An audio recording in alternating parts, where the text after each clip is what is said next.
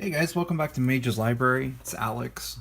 Um, Going through my Onslaught box still, and I was reminiscing on the first deck that I ever copied and pasted and took to tournaments. And I copied it from a Scry magazine. And I was just going through these cards, and I take for granted that not everybody started playing Magic the Gathering the same time I did.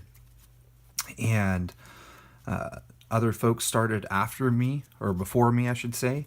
And I know some of you watching right now are, what are those cards and what's a Scry magazine? Well, for those of you who don't know, before the internet, there was something called magazines, and it was articles with pictures on pages that came in this reamed set of paper, and you could buy them or you could subscribe to them and have them mailed to your house. So before the time of just doing a quick Google search of I need a Magic the Gathering deck, if you needed some ideas to be competitive, that's how you did it. You looked at your Scry magazine.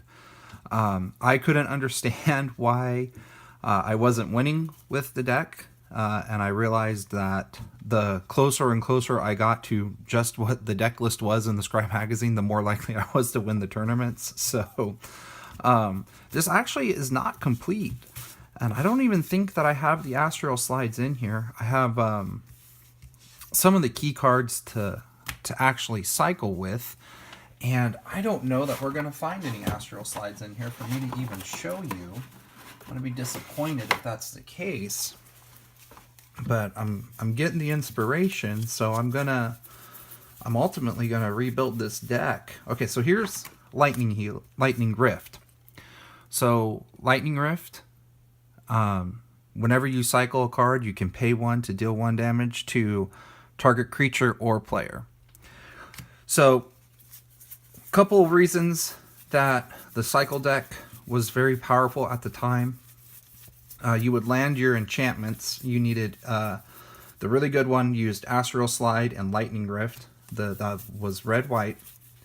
That's what we called it before Boros was a guild, and there's a name for it, or at least that's what I called it. And then Astral Slide said whenever you cycle a card, here we go, whenever you cycle a card, you can remove target creature from the game, and if you do, you return that to play under its owner's control at end of turn. So this was real good for various reasons. You could play... gosh, it's in my Ilaria deck. I use it from the vault. There's an angel that has morph, and whenever it deals damage, you gain life.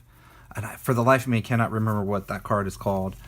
So you could Astral Slide out that angel after you've played it for its morph cost, and then when it comes back, it doesn't come in as a face down morph card. It comes in as the actual angel.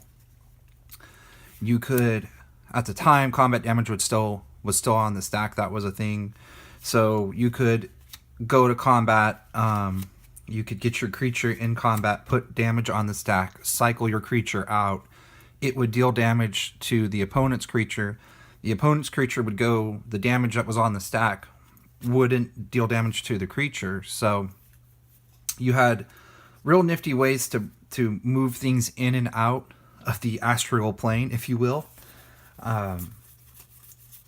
And the one that I always wanted to mess around with was the Silent Spectre, and that thing was like a 4/4 for 6 mana. I think it was 2 black and 4 colorless. And whenever it dealt damage to a combat damage to a player, that player had to discard 2 cards.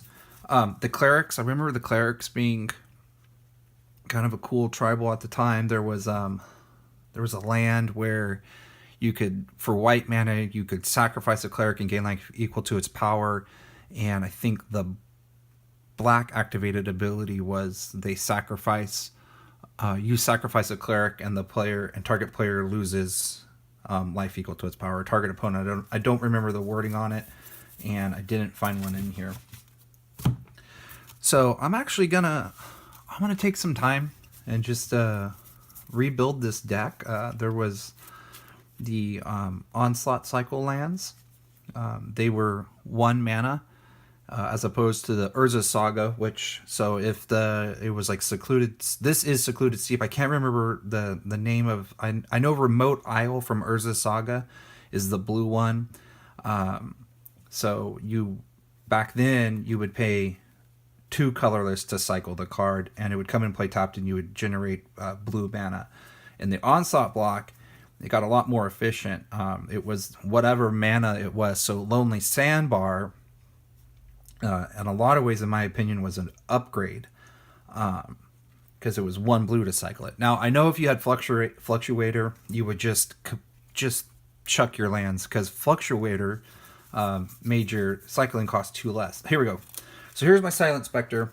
At one point, I started taking apart this deck. I am interested in rebuilding it. I think the only thing that I can't do with these sleeves, they're just going to have to go to the way of the dinosaur, but I've had these sleeves forever. I really do like playing with my cards on profits. I try to take care of my stuff, so I profit them and then I sleeve them, and I don't think these sleeves are going to hold profits in them. But anyway, this is the Silent Spectre I was talking about. This guy was so cool to me, just the artwork. Invasion, Odyssey, Onslaught. This was the last era of this particular card frame, and in my opinion, it was also the last era of this type of artwork. When I see this artwork, I think of the Lord of the Rings before the movies, just reading fantasy books and the artwork that would be drawn on those books. So this particular era of Magic the Gathering is always going to have a special place in my heart. I always really enjoyed, again, the fantasy style, the Sword of Shannara, I think it's, on the spot I can't remember, Terry Brooks, I think, was another great series that I liked. So this artwork was it was always so cool to me. This is when I started. These are cards that I reminisce about. Angel of Mercy from Invasion.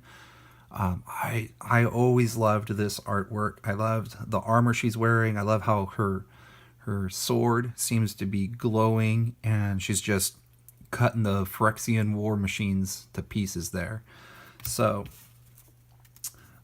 unfortunately, I doubt that I'm going to be able to foil out this deck. I was mentioning this before. Everyone knows that foils do not age well, and I don't suspect that I'll be able to find available product that's going to be satisfactory to me. So I'll probably just end up sticking with the standard cards for this particular deck.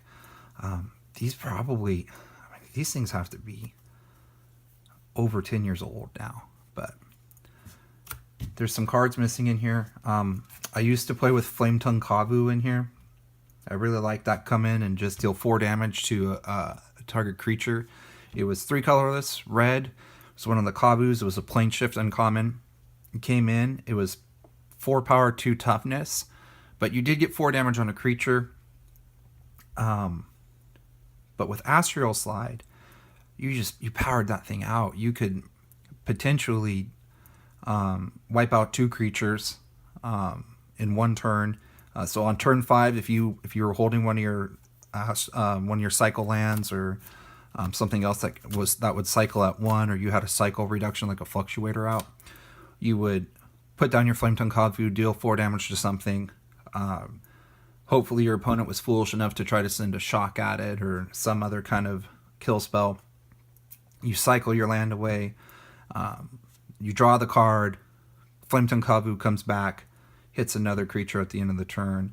You essentially countered the spell that was going to kill Flametongue Kavu. So, again, I just wanted to share some of the history. I was just reflecting on this and remembering when I started, and it just hit me that there's going to be plenty of people out there that are interested in Magic the Gathering who might have no idea about this stuff unless they took time to go pull up old Magic the Gathering sets to look for ideas, and they never had the opportunity to play with these decks. And this was the land long time before Planeswalkers. So anyway, thanks for spending your time with me today, guys. I'll talk to you soon.